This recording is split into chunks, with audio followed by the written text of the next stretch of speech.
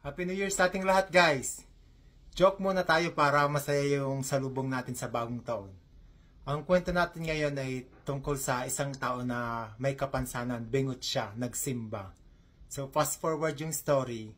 So, yun yung tao na to, nagsimba. So, sa pagdating simbahan, so, after the mass, mangungumun yun. So, lumain up na tong bingot na to.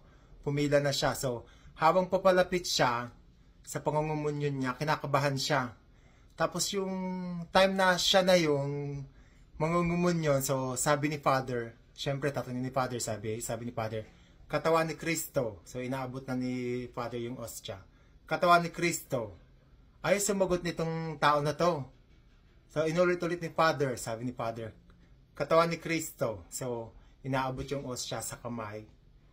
Ay hindi naman tinataas yung kamay. So inulit-ulit ni Father pangatlong beses. Katawan ni Kristo. Hindi pa rin sumagot. Nainis si Father. Ang gina ni Father, inihulog. Sabi tuloy nitong bingot, Hengrami masimain niyo ako minyo okay.